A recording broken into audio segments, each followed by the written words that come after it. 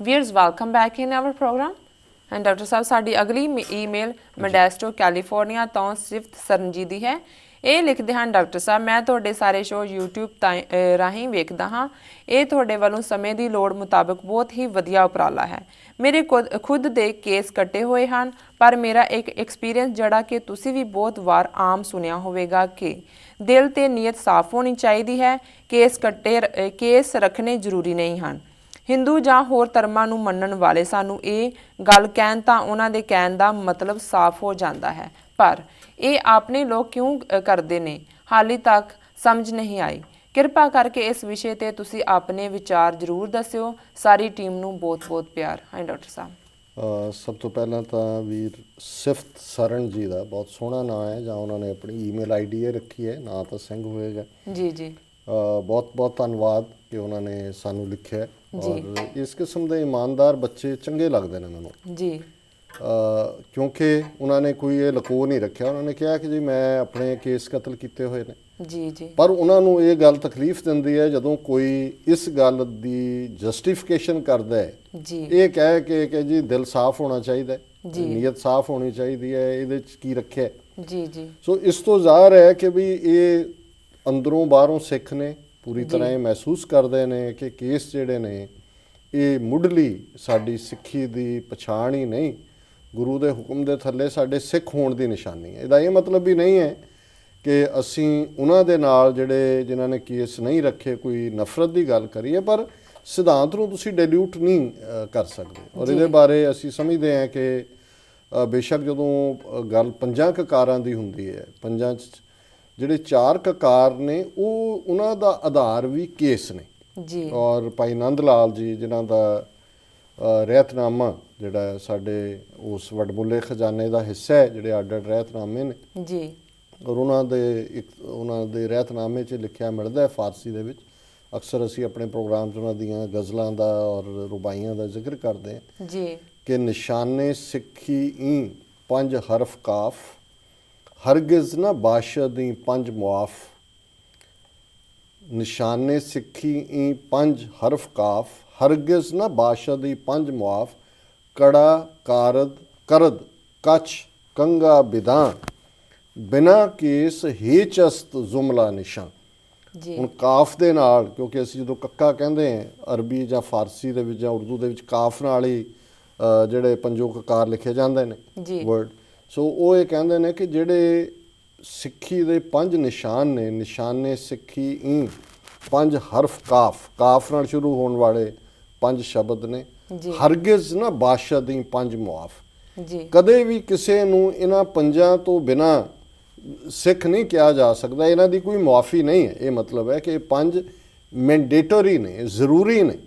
ਫਿਰ ਉਹਨਾਂ ਨੇ ਪੰਜ ਆਇਡੈਂਟੀਫਾਈ ਕੀਤੇ ਨੇ ਕਿ ਕੜਾ ਕਰਦ ਕੱਛ ਕੰਗਾ ਬਿਦਾਂ, ਕਿ ਪਹਿਲਾਂ ਉਹਦੇ 'ਚ ਉਹਨਾਂ ਨੇ ਕੇਸਾਂ ਦੀ ਗੱਲ ਨਹੀਂ ਕੀਤੀ। ਉਹਨਾਂ ਨੇ ਕਿਹਾ ਜੀ ਕਛਹਿਰਾ ਹੈ, ਕੜਾ ਹੈ, ਕੰਗਾ ਹੈ, ਕਿਰਪਾਨ ਹੈ, ਪਰ ਬਿਨਾਂ ਕੇਸ ਹੇ ਚਸਤ ਜ਼ੁਮਲਾ ਨਿਸ਼ਾਨ, ਕਿ ਜੇ ਕੇਸ ਨਹੀਂ ਨੇ ਤੇ ਇਹਨਾਂ ਚਾਰਾਂ ਦੀ ਕੋਈ ਅਹਿਮੀਅਤ ਨਹੀਂ ਹੈ। ਸੋ ਕੇਸ ਜਿਹੜੇ ਨੇ ਇਹ ਮੁੱਢਲੇ ਤੌਰ ਦੇ ਉੱਤੇ ਸਾਡੀ ਹੋਂਦ ਦੇ ਨਾਲ, ਸਾਡੇ ਜਨਮ ਦੇ ਨਾਲ, ਇਸੇ ਲਈ ਜਦੋਂ ਅਸੀਂ ਗੁਰੂ ਤੋਂ ਮੰਗਦੇ ਹਾਂ, ਅਸੀਂ ਮੰਗਦੇ ਹਾਂ ਕਿ ਸਿੱਖੀ ਕੇਸਾਂ ਸਵਾਸਾਂ ਨਾਲ ਨਿਭੇ।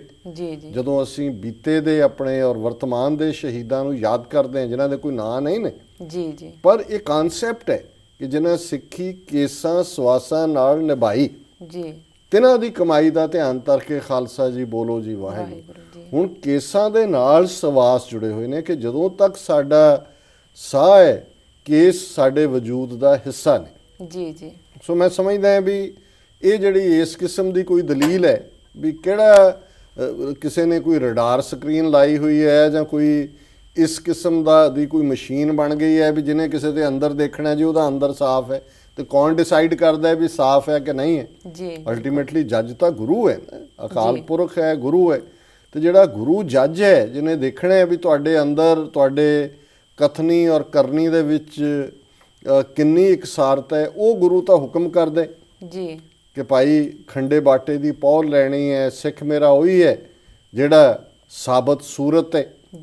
ਸਾਡੀ ਲਿਖਤਾਂ ਜਿਹੜੀਆਂ ਨੇ ਉਹ ਅਸੀਂ ਆਮ ਇਸ ਨੂੰ ਕਹਿੰਦੇ ਹਾਂ ਕਿ ਸਾਬਤ ਸੂਰਤ ਰੱਬ ਦੀ ਭੰਨੇ ਬੇਈਮਾਨ, ਜੀ ਈਮਾਨ ਤੋਂ ਬਿਨਾਂ ਹੈ ਉਹ ਜਿਹੜਾ ਰੱਬ ਦੀ ਸਾਬਤ ਸੂਰਤ ਨੂੰ ਭੰਨਦਾ ਹੈ। ਜੀ ਔਰ ਇਹ ਸਾਡਾ ਮੂਲ ਆਧਾਰ ਹੈ। ਔਰ ਜੇ ਅਸੀਂ ਇਤਿਹਾਸਕ ਹਵਾਲਿਆਂ ਨਾਲ ਵੀ ਚੋਇਸ ਹੈ ਭਾਈ ਤਾਰੂ ਸਿੰਘ, ਕਿਉਂਕਿ ਭਾਈ ਤਾਰੂ ਸਿੰਘ ਤਾਂ ਐਜ਼ ਏ ਸਿੰਬਲ ਸਾਡੇ ਮਾਰਟੀਅਰ ਉੱਭਰਦੇ ਨੇ। ਉਸ ਜ਼ਮਾਨੇ 'ਚ ਹਜ਼ਾਰਾਂ ਇਸ ਕਿਸਮ ਦੇ ਸਿੰਘ ਸਿੰਘਣੀਆਂ, ਬੱਚੇ ਬੱਚੀਆਂ ਵੀ ਸਨ ਜਿਨ੍ਹਾਂ ਨੂੰ ਅਸੀਂ ਭੁਜੰਗੀ ਭੁਜੰਗਣਾ ਕਹਿੰਦੇ ਹਾਂ, ਜੀ ਜੀ ਕਿ ਜਿਨ੍ਹਾਂ ਦੇ ਸਾਹਮਣੇ ਚੋਇਸ ਸੀ ਕਿ ਭਾਈ ਆਪਣੇ ਕੇਸ ਕਤਲ ਕਰਾਓ ਤੇ ਆਪਣੀ ਜਾਨ ਬਚਾ ਲਓ। ਜੀ ਤੇ ਉਹ ਜਿਹੜੇ ਨੇ ਸਾਬਤ ਸੂਰਤ ਅਕਾਲ ਪੁਰਖ ਦੀ ਗੋਦ ਵਿੱਚ ਜਾਣਾ, ਉਹ ਤਾਂ ਜਲਾਦ ਨੂੰ ਆਵਾਜ਼ ਮਾਰਦੇ ਸੀ, ਮੁਕਤੀ ਦਾਤਾ ਆ ਸਾਨੂੰ ਆਪਣੇ ਵੀਰਾਂ ਦੇ ਕੋਲ ਪਹੁੰਚਾ, ਸੀ ਸ਼ਹੀਦੀ ਜਾਮ ਪੀਣਾ। ਜੀ ਸੋ ਇਵੇਂ ਅਸੀਂ ਹਲਕੇ ਤੌਰ ਦੇ ਉੱਤੇ ਕਦੇ ਨਾ ਲਈਏ ਕੇਸਾਂ ਨੂੰ। ਜਦੋਂ ਅਸੀਂ ਕੇਸਾਂ ਨੂੰ ਛੂੰਹਦੇ ਹਾਂ ਤੇ ਇਹ ਗੁਰੂ ਦੀ ਪਛਾਣ ਹੈ, ਗੁਰੂ ਦਾ ਆਪਣਾ ਆਪ ਹੈ। ਗੁਰੂ ਨੇ ਸਾਨੂੰ ਆਪਣਾ ਆਪਾ ਦਿੱਤਾ ਹੈ। 10ਵੇਂ ਪਾਤਸ਼ਾਹ ਨੇ ਜਦੋਂ ਫਰਮਾਇਆ ਵੀ ਖਾਲਸਾ ਮੇਰੋ ਰੂਪ ਹੈ ਖਾਸ, ਖਾਲਸੇ ਮੇ ਹੋਂ ਕਰੋ ਨਿਵਾਸ। ਜੀ ਗੁਰੂ ਸਾਹਿਬ ਜਿਹੜੇ ਨੇ 10 ਗੁਰੂਆਂ ਦੀ ਜੋਤ, ਸਭ ਸਿੱਖਣ ਕੋ ਹੁਕਮ ਹੈ ਗੁਰੂ ਮਾਨਿਓ ਗ੍ਰੰਥ। ਪਰ 10ਵੇਂ ਪਾਤਸ਼ਾਹ ਆਪ ਆਪਣੇ ਉਸ ਸਰੂਪ ਦੇ ਨਾਲ ਖਾਲਸੇ 'ਚ ਬੈਠੇ ਨੇ। ਜਦੋਂ ਅਸੀਂ ਆਪਣਾ ਆਪਾ ਸ਼ੀਸ਼ੇ 'ਚ ਦੇਖਦੇ ਹਾਂ ਤੇ ਇਹ ਉਹ ਰੂਪ ਹੈ ਜਿਹੜਾ ਗੁਰੂ ਕਲਗੀਧਰ ਪਾਤਸ਼ਾਹ ਨੇ ਆਪਣਾ ਸਰਬੰਸ ਕੁਰਬਾਨ ਕਰਕੇ ਸਾਨੂੰ ਇਹ ਰੂਪ ਦਿੱਤਾ ਹੈ। ਜੀ ਜੀ ਔਰ ਇਹ ਉਹਨਾਂ ਨੇ ਫਰਮਾਇਆ ਗੁਰੂ ਕਲਗੀਧਰ ਪਾਤਸ਼ਾਹ ਨੇ, ਮੈਂ ਉਜੜਾ ਪੰਥ ਵਸੇ ਮਨ ਚਾਓ ਕਨੇਰਾ। ਸੋ ਇਹ ਵਾਲ ਨਹੀਂ ਨੇ, ਇਹ ਕੇਸ ਨੇ। ਤੇ ਔਰ ਕੇਸ ਗੁਰੂ ਦੀ ਮੋਹਰ ਨੇ। ਮੋਹਰ ਅਸੀਂ ਕਹਿੰਦੇ ਹਾਂ ਰਾਇਲ, ਜੀ ਇਹ ਤੇ ਸਟੈਂਪ ਲਾਈ ਹੋਈ ਹੈ, ਤੇ ਸਾਡਾ ਹੱਕ ਨਹੀਂ ਹੈ। ਜੀ ਜੀ ਸੋ ਮੈਂ ਸਮਝਦਾ ਹਾਂ ਵੀ ਉਹਨਾਂ ਭੁੱਲੜ ਆਪਣੇ ਵੀਰਾਂ ਨੂੰ ਭੈਣਾਂ ਨੂੰ ਜਿਹੜੀਆਂ ਕੋਈ ਇਸ ਕਿਸਮ ਦਾ ਦਲੀਲ ਦੇਣ ਕਿ ਜੀ ਮਨ ਸਾਫ਼ ਹੋਣਾ ਚਾਹੀਦਾ, ਭਾਈ ਇਹੀ ਮਨ ਸਾਫ਼ ਦਾ ਰਸਤਾ ਹੀ ਗੁਰੂ ਦੀ ਸਿੱਖੀ ਹੈ। ਜੀ ਜਦੋਂ ਅਸੀਂ ਸਿੱਖੀ ਲਵਾਂਗੇ, ਸਿੱਖੀ ਕਮਾਵਾਂਗੇ, ਜੀਵਨ ਦੇ ਅੰਦਰ ਸਾਡੀ ਕਥਨੀ ਤੇ ਕਰਨੀ ਇੱਕ ਹੋਏਗੀ, ਤੇ ਫਿਰ ਵੀ ਗੁਰੂ ਦੀ ਮਿਹਰ ਦੇ ਨਾਲ ਹੀ ਸਾਡਾ ਮਨ ਵਸ ਆਵੇ ਨਾਨਕਾ ਜਾਂ ਪੂਰਨ ਕਿਰਪਾ ਹੋਈ। ਜਦੋਂ ਗੁਰੂ ਦੀ ਪੂਰਨ ਕਿਰਪਾ ਹੋਏਗੀ, ਅਸੀਂ ਯਤਨ ਕਰਕੇ ਵੀ ਇਹ ਨਾ ਸਮਝੀਏ ਕਿ ਜੀ ਅਸੀਂ ਸਕਸੈਸਫੁਲ ਹੈ, ਫਿਰ ਵੀ ਅਸੀਂ ਹਮ ਭੀਖਕ ਭਿਖਾਰੀ ਤੇਰੇ ਤੂੰ ਨਿਜ ਪਤ ਹੈ ਦਾਤਾ, ਕਿ ਵੀ ਅਸੀਂ ਤਾਂ ਭਿਖਾਰੀ ਹਾਂ। ਅਸੀਂ ਗੁਰੂ ਤੋਂ ਮੰਗਾਂਗੇ ਕਿ ਜਿਵੇਂ ਭਾਈ ਵੀਰ ਸਿੰਘ ਨੇ ਕਿਹਾ ਕਿ ਦੇ ਇੱਕ ਬੂੰਦ ਸੁਰਾਈਓ ਸਾਨੂੰ, ਇੱਕੋ ਹੀ ਦੇ ਸਾਈਂ ਅੱਧੀ ਅੱਧ ਪਚੱਦੀ ਦੇ ਨਿੱਕੀ ਹੋਰ ਗੁਸਾਈ, ਇੱਕ ਵੇਰ ਇੱਕ ਕਣੀ ਦਵਾ ਦੇ ਸੂਫੀ ਅਸਨਾ ਰਹੀਏ, ਇੱਕ ਵੇਰ ਦਰ ਖਲਿਆਂ ਤਾਈਂ ਸਾਈਂ ਸਵਾਦ ਚਖਾਈ। ਅਲਟੀਮੇਟਲੀ ਇਹ ਗੁਰੂ ਦੇ ਕੋਲ ਹੈ।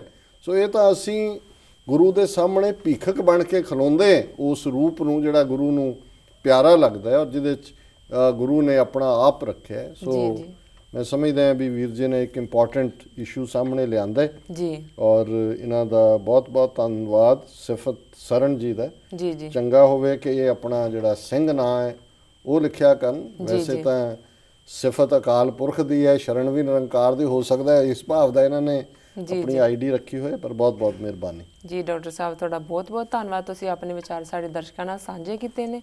ਤੇ ਹੁਣ ਅਸੀਂ ਈਮੇਲ ਤੇ ਮੈਸੇਜ ਦਾ ਸਿਲਸਿਲਾ ਛੱਡ ਕੇ ਹੁਣ ਅਸੀਂ ਸਵਾਲ ਜਵਾਬ ਵੱਧਦੇ ਹਾਂ। ਤੇ ਅੱਜ ਜੂਨ 21 2013 8 ਜੇਠ ਨਾਨਕਸ਼ਾਹੀ ਸੰਮਤ 545 ਦਾ ਦਿਨ ਹੈ। ਤੇ ਸਾਡੇ ਦਰਸ਼ਕਾਂ ਨੂੰ ਦੱਸੋ ਅੱਜ ਦੇ ਦਿਨ ਦੀ ਕੀ ਇਤਿਹਾਸਕ ਅਹਿਮੀਅਤ ਹੈ। ਦੇਖੋ, ਸਿੱਖ ਇਤਿਹਾਸ ਦੇ ਹਵਾਲੇ ਨਾਲ ਤਾਂ ਇੱਕ ਘਟਨਾ ਹੀ, ਹਾਲਾਂਕਿ ਘਟਨਾਵਾਂ ਹੋਰ ਵੀ ਸੀ, ਬਟ ਜਿਹੜੀ ਅਹਿਮੀਅਤ ਵਾਲੀਆਂ ਨੇ ਕਿ 1991 ਦੇ ਵਿੱਚ ਚੰਦਰ ਸ਼ੇਖਰ ਦੀ ਸਰਕਾਰ ਸੀ। ਪੰਜਾਬ ਦੇ ਵਿੱਚ ਵੀ ਚੋਣਾਂ, ਅਸੈਂਬਲੀ ਚੋਣਾਂ ਡਿਕਲੇਅਰ ਹੋਈਆਂ। ਭਾਰਤ ਦੀ ਪਾਰਲੀਮੈਂਟ ਦੀਆਂ ਚੋਣਾਂ ਵੀ ਬੜੀ ਸ਼ਾਰਟ ਟਾਈਮ ਦੇ ਉੱਤੇ ਹੀ ਰੂਲ ਕੀਤਾ ਚੰਦਰ ਸ਼ੇਖਰ ਨੇ। ਰਾਜੀਵ ਗਾਂਧੀ ਦੀ ਕਾਂਗਰਸ ਸਪੋਰਟ ਕਰ ਰਹੀ ਸੀ ਜੀ। ਔਰ ਉਸ ਵੇਲੇ ਚੰਦਰ ਸ਼ੇਖਰ ਵੀ TN ਸੇਸ਼ਨ ਹਿੰਦੁਸਤਾਨ ਦਾ ਚੀਫ ਇਲੈਕਸ਼ਨ ਕਮਿਸ਼ਨਰ ਸੀ ਜੀ। ਇਹਨਾਂ ਨੇ ਬਾਰ-ਬਾਰ ਕਿਹਾ ਕਿ ਜੋ ਮਰਜ਼ੀ ਹੋਏ ਪੰਜਾਬ ਦੇ ਵਿੱਚ ਚੋਣਾਂ ਹੋਣਗੀਆਂ। ਜੀ। ਹਾਲਾਂ ਪੰਜਾਬ ਦੇ ਵਿੱਚ ਕਾਫੀ ਹਿੰਸਾ ਦੀਆਂ ਘਟਨਾਵਾਂ ਹੋ ਰਹੀਆਂ ਸਨ। ਕੁਝ ਖਾੜਕੂਆਂ ਦੇ ਖਾਤੇ ਪੈ ਰਹੀਆਂ ਸੀ, ਕੁਝ ਸਰਕਾਰੀ ਏਜੰਸੀਆਂ ਕਰ ਰਹੀਆਂ ਸੀ ਬਲੈਕ ਕੈਟਸ ਕਿ ਜੀ ਚੋਣਾਂ ਹੋਣ ਨਹੀਂ ਦੇਣੀਆਂ ਜੀ। ਲੇਕਿਨ ਇਹਦੇ ਬਾਵਜੂਦ ਇਹਨਾਂ ਦਾ ਇਹ ਕਹਿਣਾ ਸੀ ਕਿ ਚੋਣਾਂ ਹਰ ਹਾਲਤ 'ਚ ਹੋਣਗੀਆਂ। ਜੀ ਜੀ।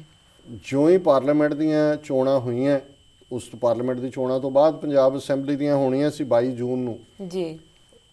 ਕਾਂਗਰਸ ਦੀ ਮੈਜੋਰਟੀ ਆਈ ਔਰ ਨਰਸਿਮਹਾ ਰਾਓ ਨੇ ਬਾਕੀ ਜਿਹੜੇ ਹੋਰ ਸੀ ਝਾਰਖੰਡ ਮੁਕਤੀ ਵਾਹਿਨੀ ਕੋਈ ਇਸ ਕਿਸਮ ਦੀ ਪਾਰਟੀ ਸੀ ਜੀ, ਉਹਨਾਂ ਨੂੰ ਬਰਾਈਬ ਕਰਕੇ, ਜਿਹਦੇ ਲਈ ਬਾਅਦ 'ਚ ਉਹਨੂੰ ਸਜ਼ਾ ਵੀ ਹੋਈ ਨਰਸਿਮਹਾ ਰਾਓ ਨੂੰ ਜੀ, ਉਹਨੇ ਆਪਣੀ ਸਰਕਾਰ ਬਣਾ ਲਈ।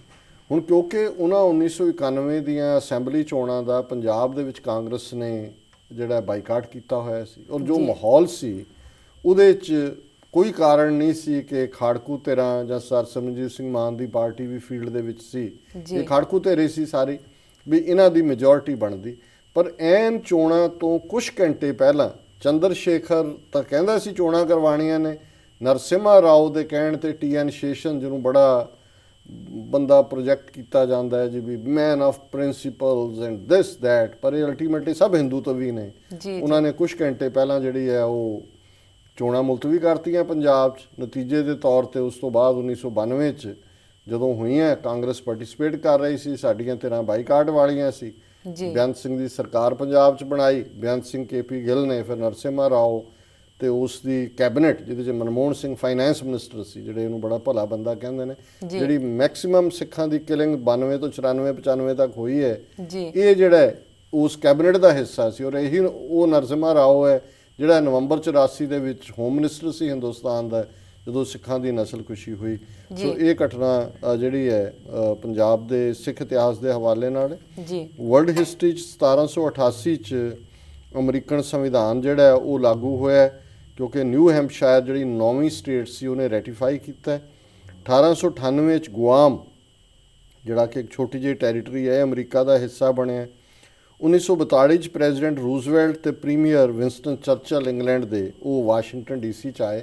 ਇਹ ਬੜੀ ਅਹਿਮੀਅਤ ਵਾਲੀ ਗੱਲ ਸੀ ਕਿਉਂਕਿ ਅਮਰੀਕਾ ਸੈਕੰਡ ਵਰਲਡ ਵਾਰ ਨੂੰ ਜੁਆਇਨ ਨਹੀਂ ਸੀ ਕਰ ਰਿਹਾ, ਲੇਕਿਨ ਫਿਰ ਚਰਚਲ ਆਇਆ, ਉਹਦੀਆਂ ਬੜੀਆਂ ਹਿਸਟੋਰੀਕਲ ਸਪੀਚਸ ਨੇ, ਦਾ ਓਲਡ ਐਡਰੈਸਿਸ ਦਾ ਨਿਊ, ਔਰ ਉਹਨੇ ਕਿਹਾ ਜੀ ਅਸੀਂ ਸਾਰੇ ਇੱਕੋ ਹੀ ਹਾਂ, ਪੁਰਾਣੇ ਬਾਬੇ ਤੁਹਾਨੂੰ ਕਹਿ ਰਹੇ ਨੇ ਆਓ ਸੇਵ ਕਰੋ ਸਾਨੂੰ। 1948 ਦੇ ਵਿੱਚ ਲਾਰਡ ਮਾਊਂਟਬੈਟਨ ਜਿਹੜਾ ਪਹਿਲਾ ਗਵਰਨਰ ਜਨਰਲ ਸੀ ਉਹਨੇ ਰਿਜ਼ਾਈਨ ਕੀਤਾ, ਔਰ ਇੱਕ ਵੱਖਰਾ ਵਿਸ਼ਾ ਹੈ ਵੀ ਕਿਵੇਂ ਇਹਨਾਂ ਨੇ ਸਾਰਿਆਂ ਨੇ ਜਿਹੜੀ ਸਿਵਲ ਵਾਰ ਹੋਈ ਉਹਦੇ ਲਈ ਸਭ ਤੋਂ ਜ਼ਿਆਦਾ ਜ਼ਿੰਮੇਵਾਰ ਅੰਗਰੇਜ਼ ਨੇ। 1985 ਦੇ ਵਿੱਚ ਅਮਰੀਕਨ, ਬ੍ਰਾਜ਼ੀਲੀਅਨ ਤੇ ਵੈਸਟ ਜਰਮਨ ਦੇ ਜਿਹੜੇ ਫੋਰੈਂਸਿਕ ਜਿਹੜੇ ਪੈਥੋਲੋਜਿਸਟ ਸੀ ਉਹਨਾਂ ਨੇ ਜਿਹੜਾ ਹਿਟਲਰ ਦਾ ਇੱਕ ਡਾਕਟਰ ਸੀ ਡਾਕਟਰ ਜੋਸਫ ਮੈਂਗਲ, ਜਿਹਨੇ ਯਹੂਦੀਆਂ ਦੀ ਔਰ ਜਿਪਸੀਆਂ ਦੀ ਔਰ ਦੂਸਰਿਆਂ ਦੀ ਨਸਲਕੁਸ਼ੀ 'ਚ ਬਹੁਤ ਰੋਲ ਅਦਾ ਕੀਤਾ ਸੀ, ਉਹਦਾ ਸਕੈਲਟਨ ਕੱਢਿਆ ਔਰ ਉਹਦਾ ਉਹਨਾਂ ਨੇ ਫੋਰੈਂਸਿਕ ਟੈਸਟ ਕਰਕੇ ਸਾਬਤ ਕੀਤਾ ਕਿ ਵੀ ਵਾਕਿਆ ਹੀ ਇਹੀ ਹੈ ਉਹ ਡਾਕਟਰ ਜਿਹੜਾ ਬ੍ਰਾਜ਼ੀਲ ਦੇ ਵਿੱਚ ਦਫਨਾਇਆ ਹੋਇਆ।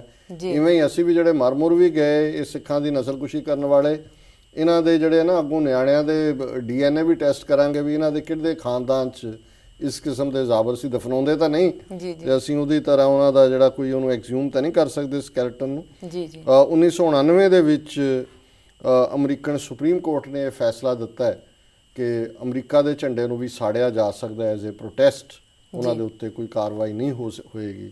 ਸੋ ਇਹ ਮੇਨ ਵਰਲਡ ਹਿਸਟਰੀ ਦੀਆਂ ਘਟਨਾਵਾਂ ਨੇ। ਜੀ ਡਾਕਟਰ ਸਾਹਿਬ ਤੁਹਾਡਾ ਬਹੁਤ ਬਹੁਤ ਧੰਨਵਾਦ, ਤੁਸੀਂ ਸਾਡੇ ਦਰਸ਼ਕਾਂ ਨਾਲ ਅੱਜ ਦੇ ਦਿਨ ਦੀ ਅਹਿਮੀਅਤ ਸਾਂਝੀ ਕੀਤੀ।